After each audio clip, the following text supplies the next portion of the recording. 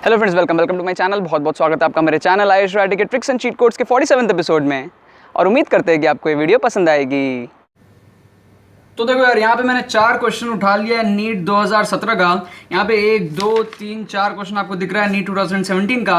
इन चारों क्वेश्चन को हम लोग सॉल्व करेंगे ट्रिक्स एंड चीट कोड्स में। जो फील वाला तरीका है कि हम लोग फील करके ऑप्शन तक या उसके पास पहुंचेंगे। यहाँ पे जो पहला क्वेश्चन है वो कह रहा है 2 कार्स मूविंग इन, वापस से डॉपलर इफेक्ट का क्वेश्चन है। बेसिकली हो ये रहा है कि ऑपोजिट डायरेक्शन में मूव कर रहे हैं 2 कार, अप्रोच कर रहे हैं एक दूसरे को। स्पीड इनकी दी हुई है कुछ 22 और 16.5 वगैरह वगैरह। क्या रहा है, driver of the first car blows a horn having frequency इतना, the frequency heard by the driver of the second car is. ठीक है, अब मैंने आपको तरीका क्या बताया, आपको मैंने बताया कि अगर दोनों एक दूसरे के पास आ रहे हैं, अगर टुवर्ड्स एक दूसरे के जा रहे हैं तो क्या होता है, फ्रीक्वेंसी अपरेंट फ्रीक्वेंसी बढ़ जाती है। दूर जाते हैं तो क्या होता है, फ्रीक्वेंसी कम हो जाती है। अब मान लो ये आपके पास में सोर्स है, ये आपके पास में मान लो ऑब्जर्वर है। मान लो सोर्स मूव कर रहा है, ऑब्जर्वर रेस्ट पर है, तो क्या होगा, ऑब्जर्वर को जो फ्रीक्वेंसी हियर होगी वो क्या होगी, बढ़ेगी, क्योंकि पास आ रहे हैं। उसी तरीके से अगर सोर्स रेस्ट पर है, ऑब्जर्वर मूव कर रहा है सोर्स की तरफ में, तो भी क्या होगा, सोर्स जो साउंड एमिट कर रहा है ऑब्जर्वर को, वो फ्रीक्वेंसी अपरेंट फ्रीक्वेंसी ज्यादा दिखती फील होएगी। अब क्या हो रहा है, दोनों एक दूसरे के पास मूव कर रहे हैं, तो ऑब्वियस सा बात है कि जो बढ़ने का इफेक्ट है वो ज्यादा होगा। तो फर्स्ट चीज ये है कि 400 का एमिट कर रहा है फ्रीक्वेंसी, तो 400 के नीचे के जितने भी ऑप्शन उसको तो आप कर दो एलिमिनेट। ये 2 ऑप्शन हो गया आपके पास में एलिमिनेट। अब इन दोनों में आपको करना है क्या, फील लगाना है आपको। फील क्या बोलता है कि दोनों एक दूसरे के पास आ रहे हैं, मतलब कि जो इफेक्ट है बढ़ने का वो शायद ज्यादा हुआ होगा। तो यहाँ पर 411 ना थोड़ा सा कम वैल्यू दिख रहा है। यहाँ पे जो 448 है ना, इसको आप करेक्ट आंसर मार्क करके आ सकते हो और आपका करेक्ट निकल के आ जाएगा। समझ रहे हो, मतलब कि आपको फील करना है कि यार शायद क्या हो रहा है, दोनों एक दूसरे के पास मूव कर रहे हैं। अगर एक रेस्ट पे रहता, एक आता तो बढ़ता, अगर दोनों आ रहे हैं तो ज्यादा बढ़ना चाहिए ना। तो इन दोनों में से जो ज्यादा ऑप्शन आपको लग रहा है 411 ना, बहुत कम लग रहा है 400 का। जब आप फॉर्मूला लगाओगे ना तो इससे तो कुछ बड़ा ही आएगा, समझ रहे हो। तो इस तरीके से सोच के हम लोग इस क्वेश्चन को यहां पर मार्क करते हैं थर्ड ऑप्शन, और ये शायद करेक्ट निकल के आता है। 99% यही करेक्ट है, मुझे जितना याद आ रहा है, मैंने आंसर देखा था। बाकी आप लोग सॉल्व करके एकदम एक्यूरेट आप लोग सॉल्व करके मेरे को कमेंट्स में बता दो। यहाँ पर जो नेक्स्ट क्वेश्चन है वो कह रहा है 2 blocks A and B of masses 3m and m respectively are connected by a massless and inextensible string. The whole system is suspended by a massless spring as shown in figure. जो भी बोल रहा है यहाँ पर वगैरह वगैरह। The magnitudes of acceleration of A and B immediately after the string is cut. मतलब हो क्या रहा है, बेसिकली इसको अगर आप लोग काट दोगे, इसको काटने के बाद में आपको पूछ रहा है एक्सेलरेशन ए और बी का। हालांकि ये क्वेश्चन बड़ा सिंपल सा है, बहुत सारे बच्चे इसको सॉल्व कर सकते हैं मैकेनिक्स लगा के, भैया जो भी ऊपर नीचे जो भी फोर्स लग रहा है लगा के। लेकिन अगर आप इस क्वेश्चन को सॉल्व नहीं कर पा रहे हो, आपको नहीं पता कंसेप्ट, या आपके पास में टाइम की बहुत ज्यादा कमी है, आप लास्ट के कुछ 2-3 मिनट बचे आपके पास एग्जाम में, लेकिन फिर भी आपको एक क्वेश्चन आपको लग रहा है कि आप कर सकते हो, तो आप फील लगा लो। फील क्या लगाओगे, आप फील करो कि यहां से अगर आप स्ट्रिंग को काट दोगे तो क्या होगा।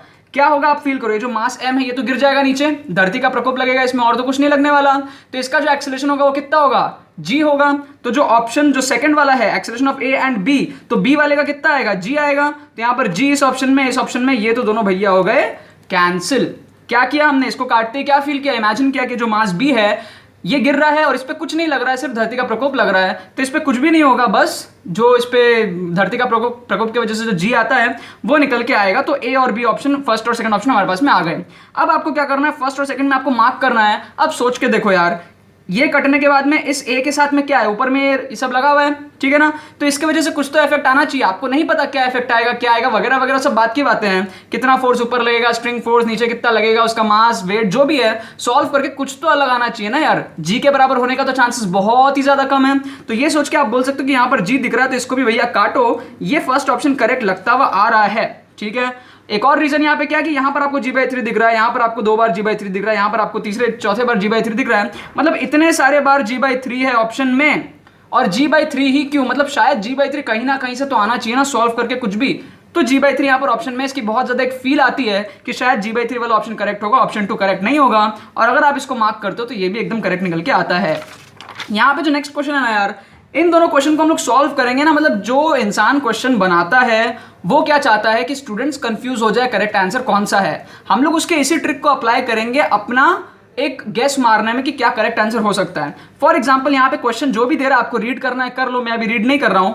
आप देखो यहाँ पर ऑप्शंस को, ऑप्शंस में आप सबसे पहले देखो यूनिट, यहाँ पर देखो radians per second square, radians per second square, metre per second square, metre per second square. मतलब आपका 2 ऑप्शन एलिमिनेट होकर आ गया। आप चेक करो कि क्वेश्चन में मांगा क्या है, what is the angular acceleration, बस काम बन गया।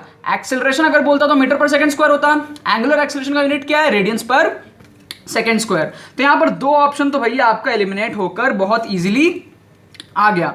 अब आपको क्या करना है, सोचना है कि वो जो बंदे ने या बंदी ने, जो भी टीचर ने पेपर को बनाया है, क्वेश्चन को बनाया है, वो क्या चाहता है कि स्टूडेंट जल्दी से आंसर तक नहीं पहुंच पाए। उसने क्या किया, 3 ऑप्शन दे दिया, 25 25 और यहां पर दे दिया 0.25। इसका मतलब श्योर शॉट है कि 5 तो आने नहीं वाला। अब वो क्या सोच रहा है कि स्टूडेंट्स लोग सॉल्व करेंगे, आंसर सॉल्व करके शायद 25 निकल के आ जाएगा बहुत सारे स्टूडेंट्स का। अब उसके बाद में वो चेक करना चाहता है कि students 25 metre per second square mark करे या radiance per second square mark करे, क्योंकि उसको पता है कि बहुत सारे स्टूडेंट्स यूनिट्स में गलती कर देते हैं। ठीक है, आप लगा लोगे torque equals to I alpha वगैरह वगैरह लगा के आप सॉल्व करके तो ले आओगे अल्फा, लेकिन उसके नजरिए से सोचो कि वो ऑप्शंस क्या सोच के डाला है। आपको समझ में आ गया कि जो करेक्ट आंसर है वो ऑप्शन 2 होना चाहिए, और हम लोग उसके इस मेंटालिटी को हम लोग उल्टा क्रॉस, मतलब क्या बोलते हैं, रिवर्स इंजीनियरिंग लगा के हम लोग सोच सकते हैं कि ऑप्शन 2 ही करेक्ट होगा। आप खुद सोच के देखो, अगर आप खुद क्वेश्चन बनाते हो, आपको पता है 25 radiance per second square answer है, तो आप भी कभी अगर ऑप्शंस डालोगे ना, तो आप भी इसी तरीके से ऑप्शंस डालोगे। आप सोचोगे कि यार एक ऑप्शन को 5 दे देता हूं या कुछ भी और दे देता हूं, 3 ऑप्शंस को 25 के टर्म्स में रखता हूं, और जो करेक्ट आंसर है उसका 2 ऑप्शंस का यूनिट को मैं चेंज कर देता हूं। इसी तरीके से क्वेश्चन आप भी बनाओगे, और वही चीज हम लोग समझ के फील करके 25 रेडियंस पर सेकंड स्क्वायर एक तुक्का मार सकते हैं। और अगर ये गलत भी निकलता है, फॉर एग्जांपल अगर मान लो ये भी सही होता है, तो कोई मतलब डरने वाली बात नहीं, क्योंकि 2 ऑप्शन आपने एलिमिनेट किया है ना, it's a very big achievement.